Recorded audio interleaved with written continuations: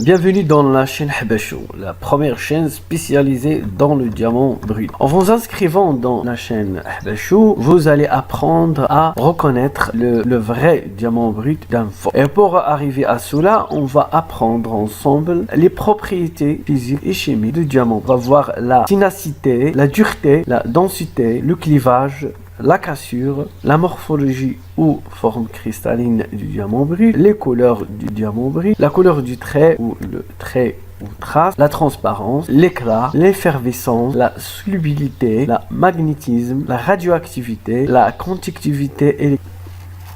Le commerce du diamant est une affaire souvent secrète.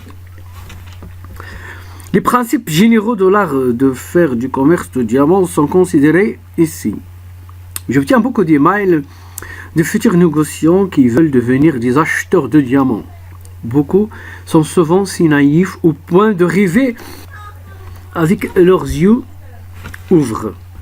Pour aider les novices authentiques et décourager des rêveurs évidents, je partagerai des tuyaux dans la réalité du commerce de diamants et répondre à la majorité des questions posées.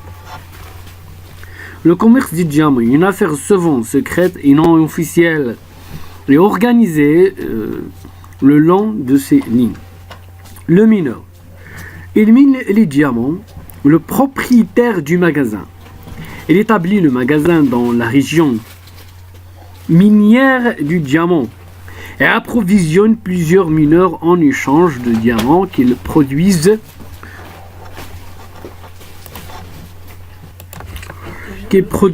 le revendeur du diamant. Il achète de beaucoup de propriétaires du magasin et aux mineurs. L'acheteur du diamant, il visite les régions qui produisent le diamant et fait des affaires avec les revendeurs du diamant locaux. Le négociant du diamant, il est établi dans les centres principaux du commerce du diamant et achète de plusieurs acheteurs du diamant qu'il finance souvent. Le tailleur de diamants, il achète les diamants de négociants du diamant et les taille. Le grossiste du diamant taillé, il achète les diamants taillés et les vend aux détaillants locaux, aux fabricants de bijoux. Le fabricant grossiste de bijouterie, il fait et ou vend en gros la bijouterie, le détaillant du diamant de la bijouterie, et le vend à des clients finaux. Naturellement, le vrai courant d'affaires de diamants peut inclure tout ou seul quelques-uns des intermédiaires susmentionnés. Les noms de chaque intermédiaire peuvent changer, mais non pas la fonction. Quelques-uns tiennent plus qu'une fonction. Les aspects principaux sont que la majorité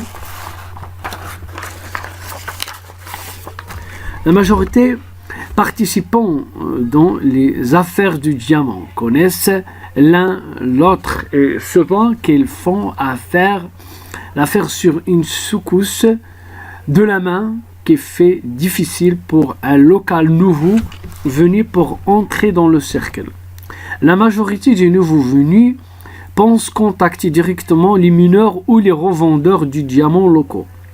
Ils ne savent pas que pour les mineurs ou les revendeurs du diamant, le nouveau venu est un potentiel escroc de la confiance ou un homme d'affaires éphémère qui habituellement promet plus qu'il délivre.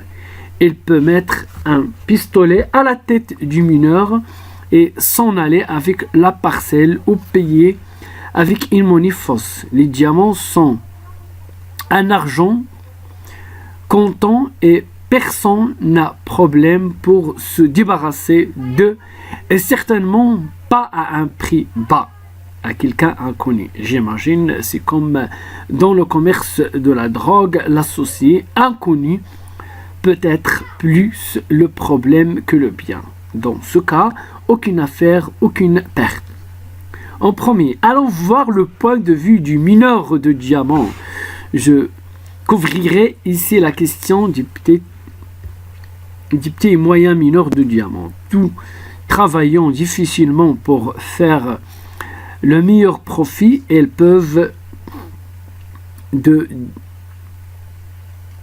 diamants obtenus. Ils visiteront autant les acheteurs qu'ils peuvent pour recevoir le meilleur prix pour la parcelle de diamants. Souvent, ils auront à vendre la parcelle de diamants à un revendeur qui leur a avancé quelque capital dans l'anticipation d'une future production. Le mineur n'est pas intéressé de permettre à un acheteur de choisir à travers sa parcelle de diamants. Il sait que le meilleur prix sera obtenu quand il négocie la parcelle de diamants entière comme une seule transaction.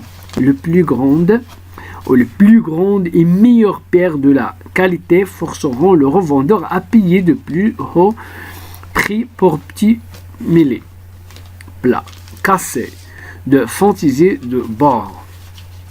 Ce fait devrait refroidir quelques futurs acheteurs naïfs qui pensent qu'ils pourraient choisir de la parcelle de diamant du mineur. Un revendeur achète tout ou rien.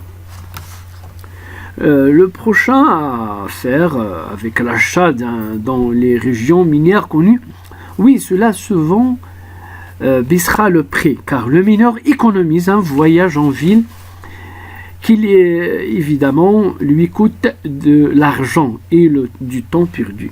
Aussi, il ne veut pas laisser son opération comme il s'ouvrira aux pertes